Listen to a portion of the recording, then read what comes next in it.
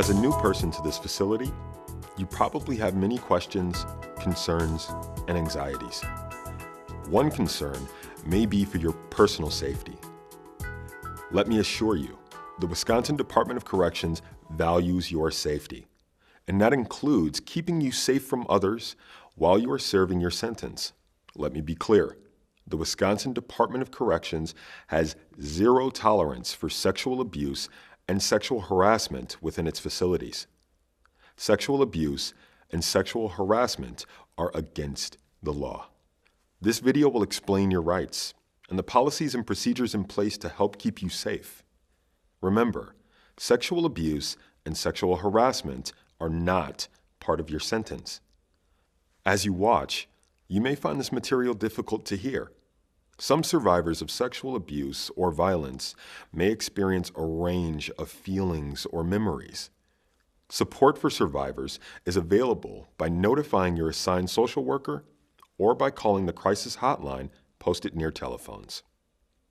The Prison Rape Elimination Act of 2003, known as PREA, created national standards to prevent, detect, and respond to sexual abuse and sexual harassment in all confinement settings. Sexual abuse is never okay.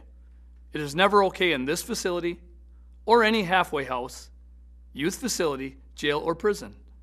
In response, the Wisconsin Department of Corrections put policies and procedures in place to help keep you safe and to make it possible for you to get help if you've been sexually abused or sexually harassed.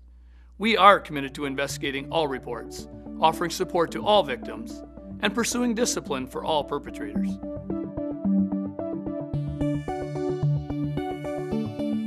No one deserves to be abused. You have the right to be free from sexual abuse and sexual harassment. The Wisconsin Department of Corrections has put many procedures in place for your protection. Let's review a few of them. During intake and orientation, you will receive education about sexual abuse and sexual harassment in confinement. If you have difficulty understanding this video or the materials you are given, please notify a staff member. Soon after you arrive at this facility, you will also be asked a series of questions to determine the safest, most appropriate housing, bed, work, education, and program locations. Except in an emergency, you will be strip searched by a male staff member. Transgender and intersex inmates are given the opportunity to shower separately. Their housing and program placements are reviewed more regularly for safety. When a female staff member enters a housing unit, their presence is announced. Your facility may use a tone or light to alert you. This gives you an opportunity to cover up while using the bathroom, showering, and changing clothing. Inmates who experience sexual abuse may receive free medical treatment, mental health care, and support from an outside advocate.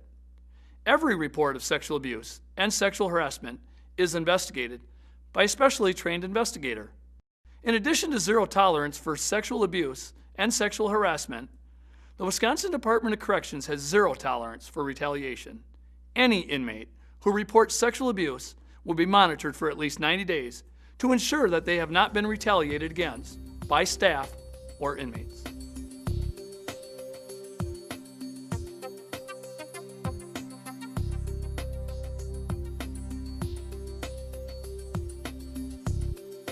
Sometimes, it's difficult to know if you were a victim of sexual abuse or sexual harassment.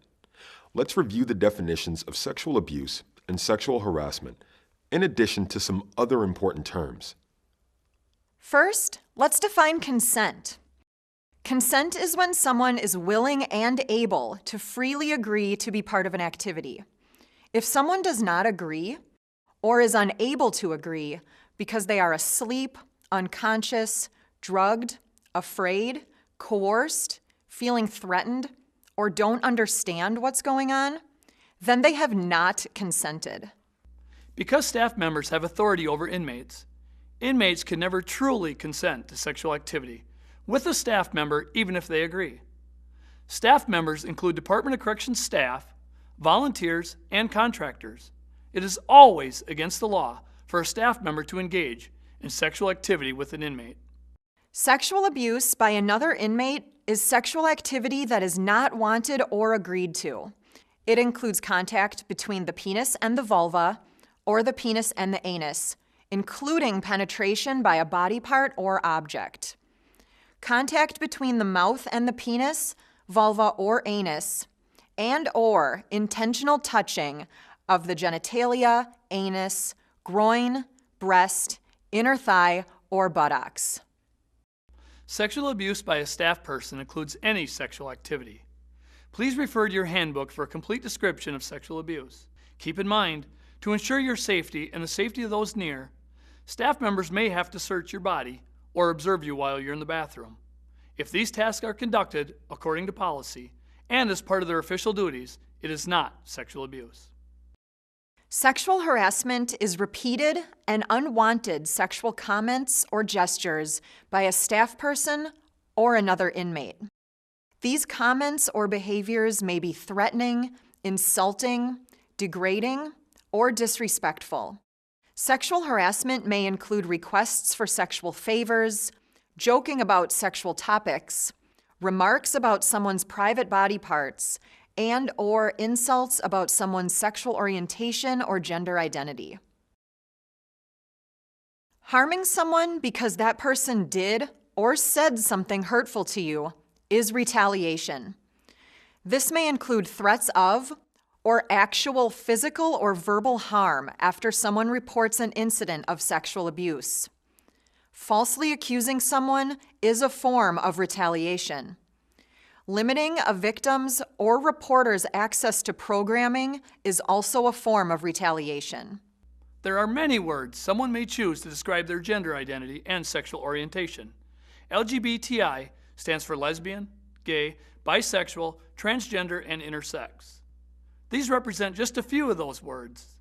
PREA and the Wisconsin Department of Corrections support protection for anyone who identifies as lesbian, gay, bisexual, and/or transgender, and for those who have an intersex diagnosis.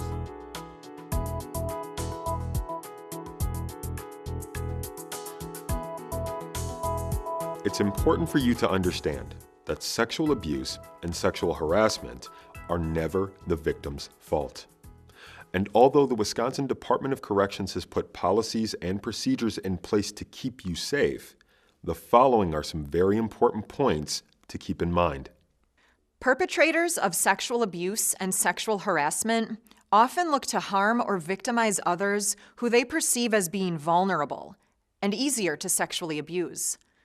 They may look for those who are using drugs or alcohol, those who appear nervous or frightened, or those experiencing anxiety. If you are experiencing any of these feelings, seek out the support of a social worker or someone you trust. Perpetrators prey on those who trust others instead of their own instincts. If you sense a situation is dangerous, it probably is.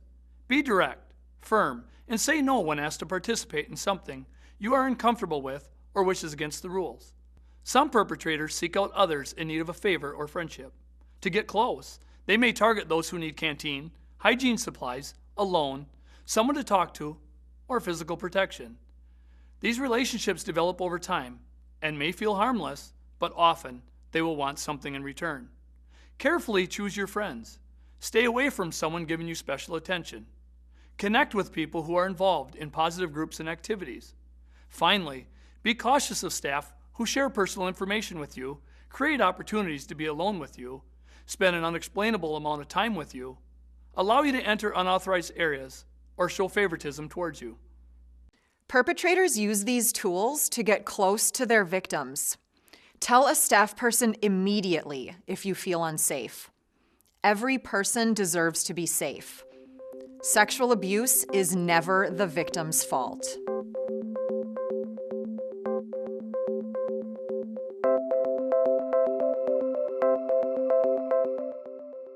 As we've explained, the Wisconsin Department of Corrections makes every effort to keep you safe.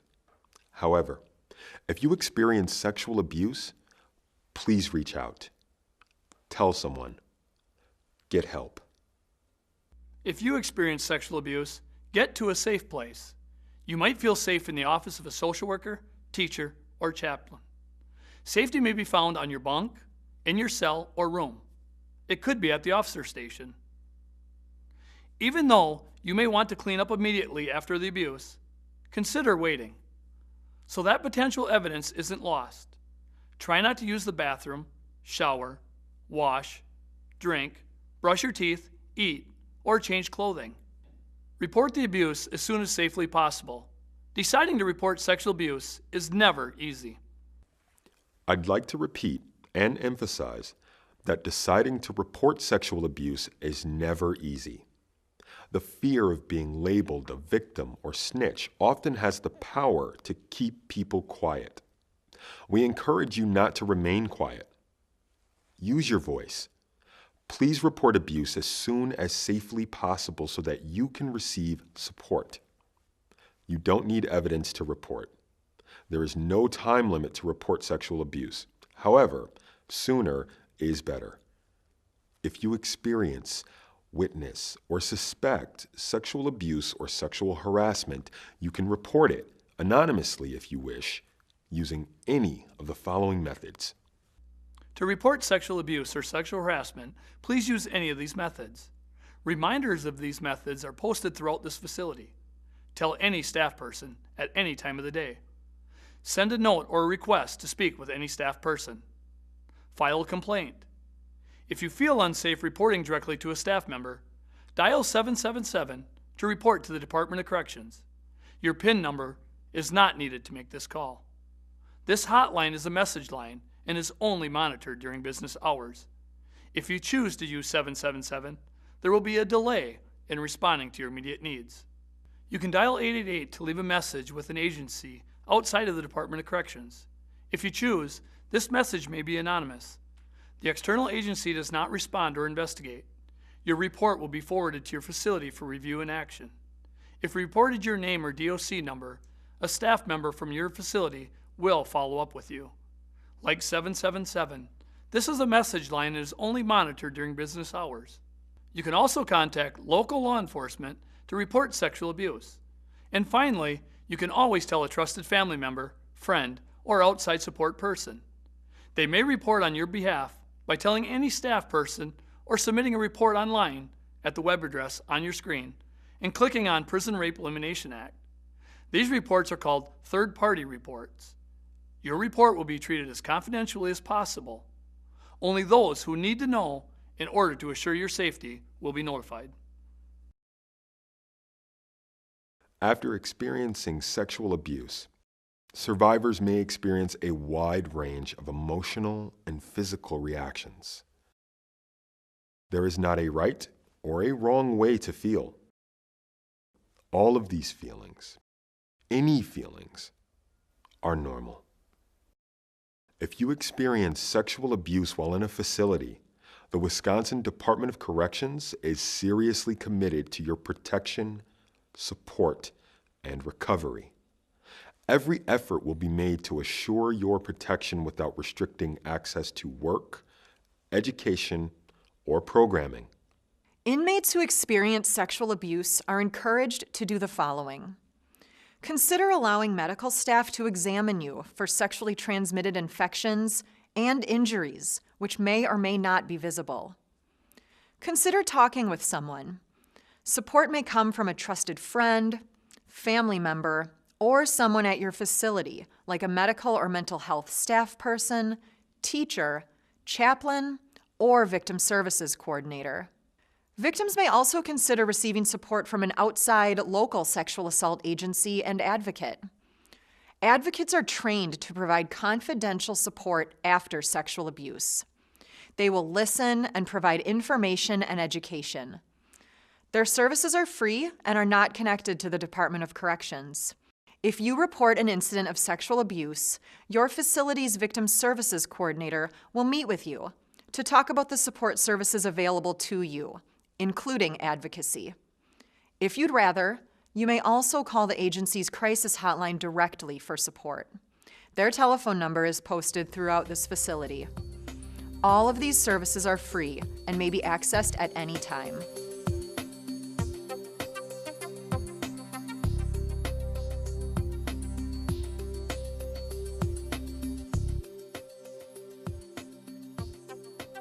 After sexual abuse or sexual harassment is reported, the Department of Corrections and the appropriate law enforcement agency will begin an investigation. The purpose of the investigation is to determine the nature and the extent of the abuse and ultimately hold the perpetrator responsible for their actions. During the investigation of sexual abuse or sexual harassment, you may be asked to give a statement. With your consent, the investigation may include a physical exam by a qualified medical professional in a local hospital. This free and confidential exam is conducted to ensure your health and to collect any evidence. While at the hospital and during any investigation interviews, you may choose to have an advocate present. In some situations, your housing may be changed to protect your safety. Protective confinement should only be used as a last resort until a more suitable option is available. The investigative process is conducted in a confidential manner, meaning only those who need to know are included. Following an investigation, a report may be found substantiated, unsubstantiated, or unfounded. You will be notified by letter of the outcome. Let me repeat that victims or witnesses of sexual abuse or sexual harassment are highly encouraged to report. While false reports of sexual abuse are extremely rare, it is important to note that they are a Department of Corrections violation. Those who make false reports are subject to corrective action, including discipline. Staff and inmates who are found to have engaged in sexual abuse, sexual harassment, or retaliation are subject to disciplinary procedures and sanctions up to and including referral to local law enforcement for investigation and prosecution in accordance with Wisconsin criminal law. As you enter this facility, the Wisconsin Department of Corrections wants you to clearly understand that there is zero tolerance for sexual abuse and sexual harassment. And let me repeat, sexual abuse and sexual harassment are not part of your sentence. We've discussed your rights, policies and procedures designed to keep you safe, vulnerabilities perpetrators look for, and methods for reporting incidents of sexual abuse, sexual harassment, and report-related retaliation. We also describe the follow-up support services you may receive, the investigation process, and consequences for perpetrators. You have a right to be free from sexual abuse and sexual harassment. Please notify a staff member or review your handbook if you have any questions. With your help, we can work together to ensure safety for all.